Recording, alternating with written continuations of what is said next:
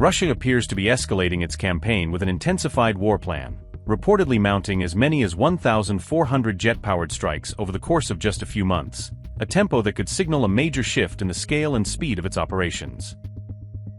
Putin is making an all-in gamble to force a decisive end to the war by December 2026, pursuing aggressive military measures and high-stakes strategies intended to break the stalemate and secure a politically favorable outcome before the end of next year.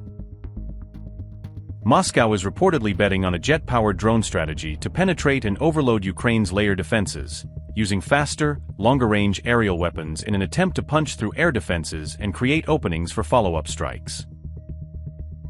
The arrival of the Geran-5, a heavy turbojet-driven drone variant, is being touted by some as a potential game-changer that could help tip the balance and bring the war to a close by 2026, if it performs as advertised on operational battlefields. Reports claim a new generation of turbojet drones carrying roughly 50-kilogram warheads and boasting ranges up to 1,500 kilometers could enable strikes deep inside enemy territory, raising fears that such capabilities might be used to inflict widespread damage across Ukraine if deployed at scale. Russia has sharply increased its use of jet-powered strike drones against Ukraine, dramatically ramping up sorties and introducing a new tempo to its aerial campaign that aims to overwhelm defensive systems and inflict sustained damage. Ukrainian researchers report that Moscow is deploying new high-speed UAV variants, warning that these faster platforms represent a qualitative change in capability and require fresh tactics and technologies to counter them effectively.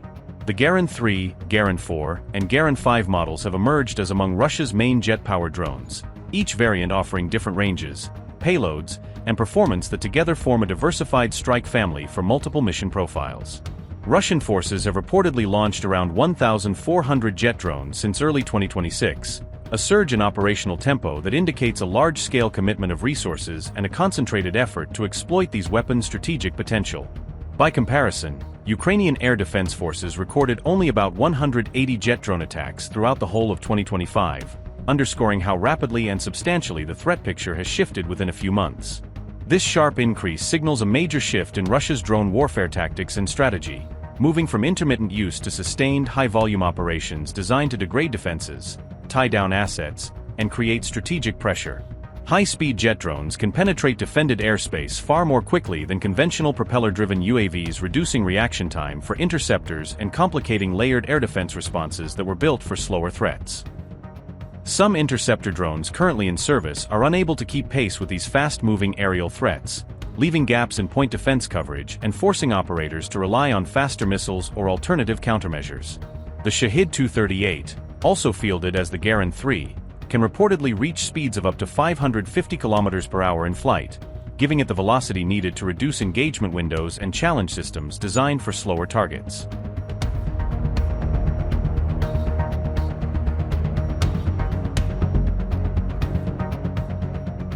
The Geran-3 jet-powered drone is reportedly capable of an operational range of up to 1,500 kilometers, a reach that would allow it to strike targets far beyond frontline areas and put distant strategic sites at risk.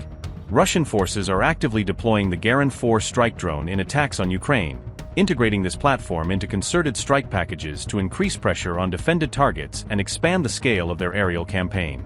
The Geran-4 drone is reported to be capable of carrying a warhead or payload weighing up to 50 kilograms, a load sufficient to damage infrastructure, tactical installations, or concentration points when delivered with precision. With a reported combat range of around 850 kilometers, the Geran-4 can conduct deep strikes well behind front lines, reaching logistics hubs, airfields, and other high-value targets that were previously safer from short-range systems. However, the Geran-5 is believed to be the largest and most powerful drone in the Geran family, representing a step change in capability that could enable longer missions, heavier payloads, and more destructive effects on chosen targets. The Geran-5 features a large fuselage measuring approximately 6.5 meters in length, a size that accommodates larger fuel tanks and payload bays and underlines its role as the heavy hitter among these jet-powered UAVs. A Telefly TF-TJ2000A turbojet engine reportedly powers the Geran-5, giving the drone high-speed performance that shortens enemy reaction windows and improves its ability to penetrate defended airspace. The Geran-5's larger size combined with its jet engine gives it greater strike potential than earlier variants, allowing it to carry heavier payloads over longer distances and to threaten targets that were previously difficult to reach.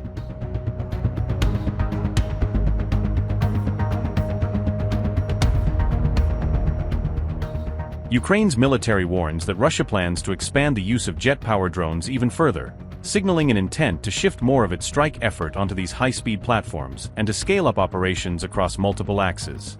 Commander Oleksandr Syrsky warned that jet drones could account for as much as 50% of future attacks, a projection that would dramatically reshape the battlefield by making such strikes a central component of Russian offensive doctrine.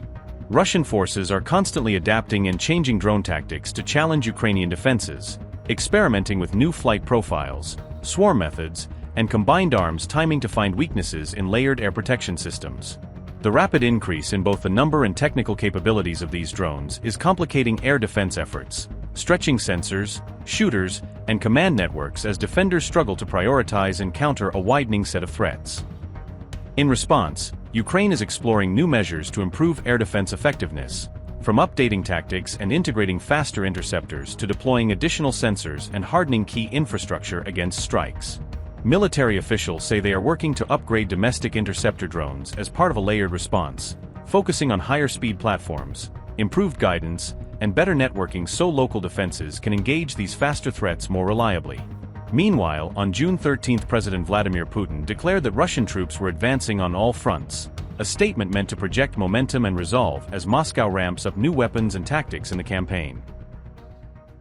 Социально-экономического развития Донбасса и Новороссии. Dear colleagues, good afternoon. On our agenda are issues relating to the socio-economic development of Donbass and Novorossiya. I would like to remind you that just over 3 years ago, in April 2023, a comprehensive program on this matter was approved. Ambitious objectives were set to ensure the close integration of our historic territories into the country's unified legal, economic, educational, cultural, and information space. Today we will assess the results achieved. And most importantly, we will once again analyze together the areas where additional efforts are needed and where closer coordination is required, taking into account the current situation and operational reports from regional leaders. We will see where resources should be prioritized and where, as I have already noted, additional support from the federal authorities is required. I would like to emphasize once again that, according to the plans, by 2030 the Donetsk and Lugansk People's Republics, as well as the Kherson and Zaporizhzhia regions, are set to meet national standards across all key indicators relating to people's quality of life. To this end, the program provides for some 300 different measures.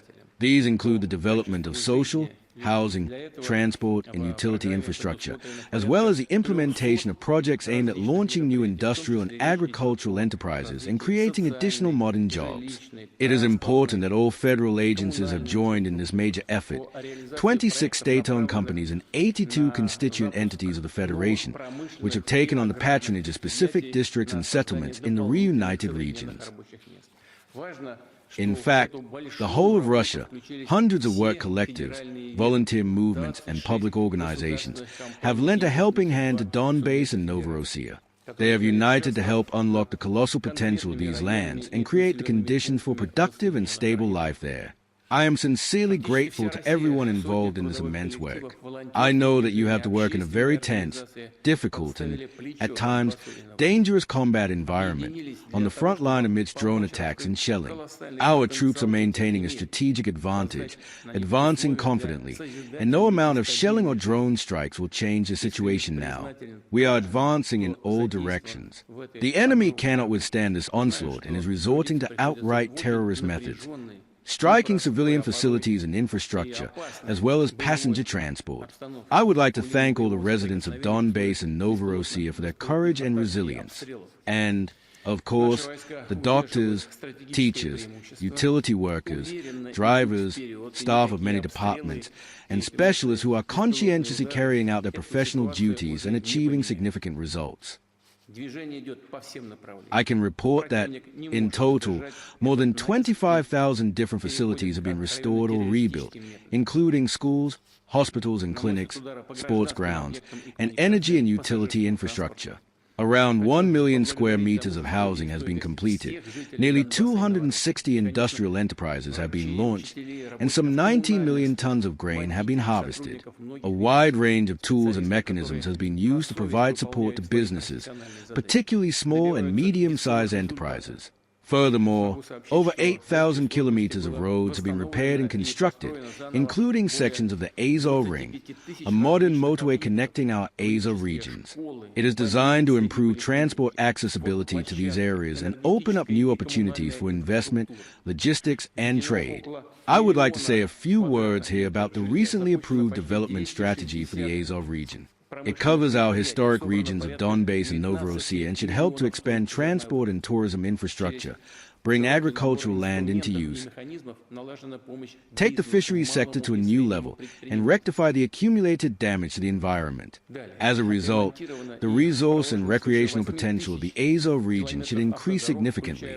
I would like to take this opportunity to ask my colleagues in the government, together with the Agency for Strategic Initiatives, local leaders, and business representatives, to focus their efforts on implementing this strategy. Crucially, we must more actively introduce cutting-edge scientific and technological solutions and create conditions to attract investment in technological development projects in this region. This is the foundation for long-term sustainable growth. As a result, the development strategy for the Azov region and the socio-economic development program for Donbass and Novorossiya will effectively complement one another, ensuring a comprehensive approach to the restoration of our historic regions. Let me repeat. We must not merely rebuild and repair everything that has been destroyed and damaged, but lay the foundation for a radical transformation of the economy and industry of the Donbass and Novorossiya. We must ensure that all spheres of life in these regions receive a powerful impetus of development, so that people can see real changes for the better. This is our key national priority, and it must be carried out to the letter. There is a great deal of work ahead of us. As you are well aware, the program for the socio-economic development of the Donbass and Novorossiya runs until 2030.